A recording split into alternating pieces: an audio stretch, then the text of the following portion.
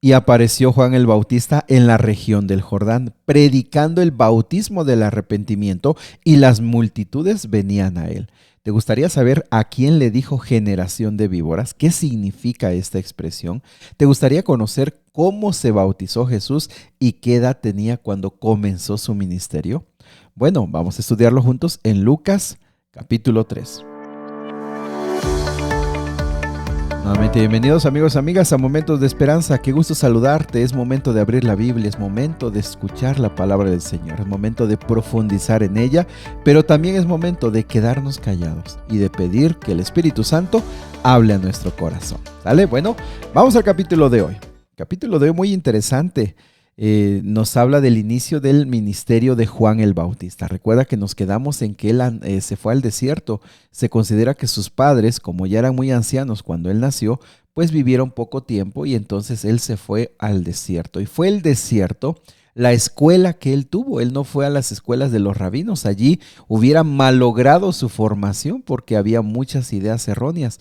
Pero fue en el desierto, en la contemplación del libro de Dios, que también es la naturaleza, donde él aprendió y tuvo profundas convicciones y fue descubriendo cuál era el mensaje que él tenía que dar. Recuerda, él va a preparar el camino para el Mesías. ¿Cómo lo prepararías tú?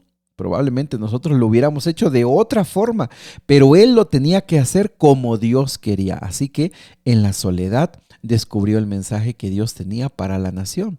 Mis amigos, ¿cuántas veces necesitamos recordar que el tiempo invertido en la soledad y en la quietud, en el estudio de la Biblia, es lo que más grandes bendiciones va a dar a nuestra vida? Es la riqueza más importante.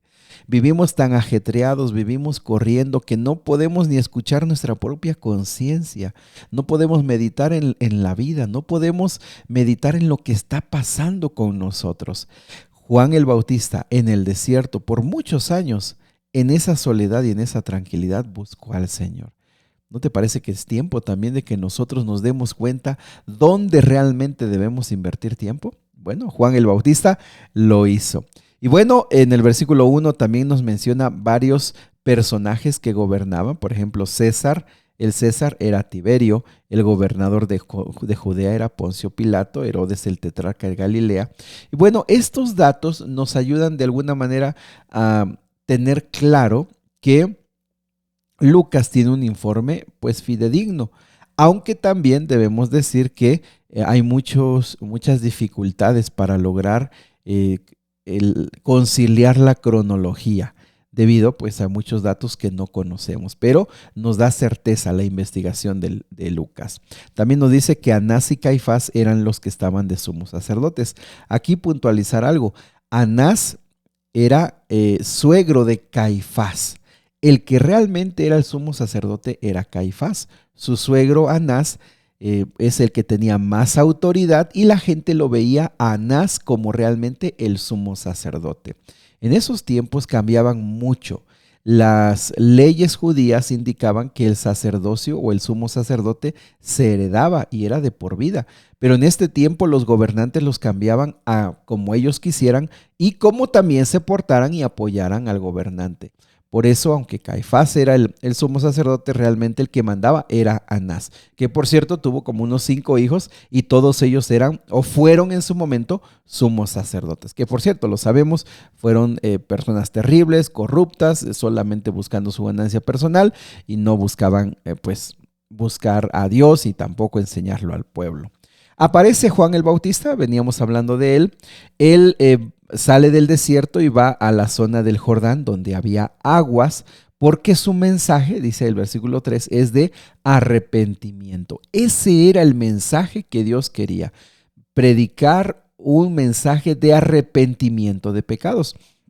El versículo 4, 5 y 6 nos dice cómo Isaías había profetizado que habría alguien que prepararía el camino, y básicamente se cumple con Juan el Bautista. También algo muy interesante, versículo 7 dice que él le predicaba a las multitudes y salían para ser bautizadas. Fíjate, el mensaje no era muy elaborado. De hecho, el mensaje era hasta cierto punto muy duro, pero el poder no estaba en la elaboración de las palabras. El poder no estaba en la manera en la que él se expresaba. El poder de ese mensaje estaba en la influencia del Espíritu Santo, que por mucho tiempo lo había dominado a través de esa soledad y esa búsqueda intensa de Dios. ¿Sabes qué le decía? Dice el versículo 7 que les decía generación de víboras. ¿Quién les enseñó a huir de la ira venidera? Y eso se enfocaba principalmente a los líderes religiosos, a los fariseos, a los saduceos. A ellos se les daba este mensaje tan duro. Imagínate, ¿cómo vas a hablar del Mesías dando un mensaje tan duro? Bueno, es que la gente, para poder descubrir al Mesías y poder entender su misión y poder descubrir la belleza de su mensaje, tenían que arrepentirse. Y mis amigos, ese es un mensaje que hoy por muchos lugares ya no se predica. Como que se ofenden las personas cuando se les dice tienes que arrepentirte, tienes que reconocer tus pecados, tienes que reconocer en qué te has equivocado. Para muchos cristianos ese mensaje ya pasó de moda y a veces hacemos solo énfasis en el amor de Dios, la paciencia de Dios, el cuidado de Dios, las bendiciones que Dios te va a dar, cómo Dios te va a prosperar. Muchas ideas ya ni bíblicas son. Pero aquí dice que Juan el Bautista, su mensaje de preparación para Jesús fue arrepiéntanse. Y a la gente más dura como los fariseos, como los saduceos, se le decía generación de víboras. No quiere decir que nosotros tengamos que usar ese mismo lenguaje porque de entrada, ¿verdad? Necesitamos la influencia del Espíritu Santo. Sin embargo, sí entender que para que Cristo Jesús pueda sembrar en nosotros su palabra y su palabra pueda dar muchos frutos, necesitamos arrepentirnos y bautizarnos en muchos de los casos. Si solamente oímos y oímos la palabra sin tomar la decisión de bautizarnos, es probable que no estamos tomando esto con la seriedad que el llamado merece. ¿Por qué les decía generación de víboras? Mis amigos, porque ellos decían, pues nosotros, nuestro padre es Abraham, y para ellos ser hijo de Abraham es básicamente tener la salvación. Decía, pues predícale este mensaje a aquellos perdidos, a los gentiles. Nosotros no necesitamos bautizarnos. Pero vean las ilustraciones tan exactas que se les dice. Mira, ustedes no son hijos de Abraham. Su descendencia, ustedes, sus padres son víboras. Ustedes son víboras. Fíjate cómo, qué tan inteligente mensaje.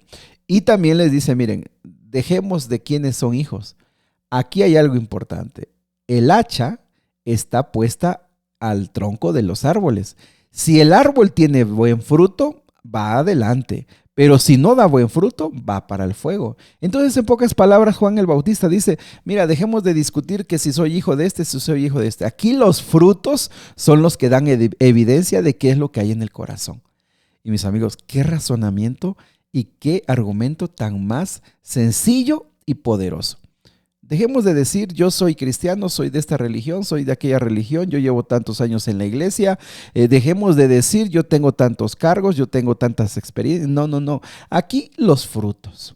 Si tu vida está dando frutos, ni te esfuerces en decir todo lo que tú eres, porque los frutos son evidencia de quién está gobernando en tu vida.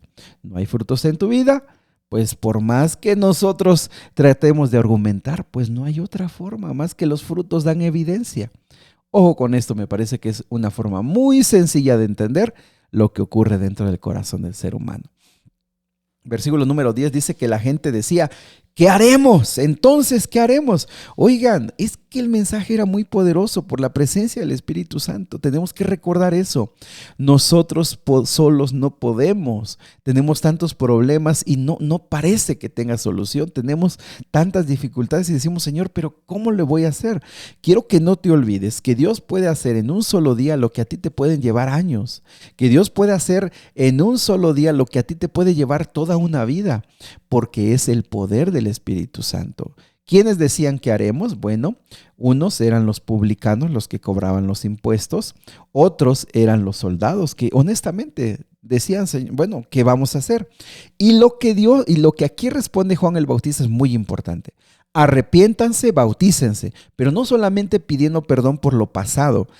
Comiencen en su vida a hacer realmente frutos. Y fíjense, por ejemplo, fíjense, a los soldados les decía, no hagan extorsión, no calumnien, conténtese con su salario. A los publicanos, que eran los cobradores de impuestos, dice, no les cobren más de lo debido. Es decir, si hay un verdadero arrepentimiento, es por lo que hicimos, pero de ahora en adelante tenemos que cambiar. Qué interesante y qué fácil de comprender es la palabra de Dios. Y todo esto terminaba en que la gente decía, versículo 15, ¿no es acaso este Juan el Cristo que ha de venir? Fíjense, rápidamente lo tomaron como profeta y lo tenían en un lugar que decían, este ha de ser el Mesías, porque estaba lleno de la presencia del Espíritu Santo, porque había estado en el desierto, porque había apartado tiempo, porque buscaba a Dios y se quedaba callado y no lo llenaba a Dios de, Señor, mi trabajo, mi comida, mi vestimenta y cómo voy a pagar y cómo le voy a hacer, y antes de decir amén ya estamos corriendo. Nunca vamos a poder desarrollar fe cuando lo que hacemos es pedir, pedir, pedir, y cuando se nos cansa de la lengua de pedir, pues nos vamos corriendo. Detenerte y quedarte callado. Es lo que más tú y yo necesitamos. Dejar de hablar y decirle al Señor, Señor, aquí estoy. Habla mi corazón. Estoy leyendo este capítulo de hoy. ¿Qué quieres decirme en este capítulo a mí? Estoy leyendo este versículo. ¿Qué quieres decirme para mí, para mi vida? Y el Señor te va a hablar. ¿Te gustaría que eso pasara en tu vida? ¿Te gustaría? A mí me encantaría, mis amigos. Hay tantas cosas que hay que hacer en la vida que me encantaría que Dios nos usara como usó a Juan el Bautista. Vamos a orar. Querido Dios y Padre Celestial, ayúdanos a apartar más tiempo contigo. Ayúdanos, Señor, para tener claro el mensaje para nuestra vida. Ayúdanos para tener claro lo que tú quieres hacer con nosotros. Por favor, esta mañana te pedimos, perdona nuestros pecados pasados y úsanos de ahora en adelante en tu nombre. Te lo pedimos en Jesús. Amén. Que Dios te bendiga. Abre tu corazón al Señor. El Señor quiere escucharte.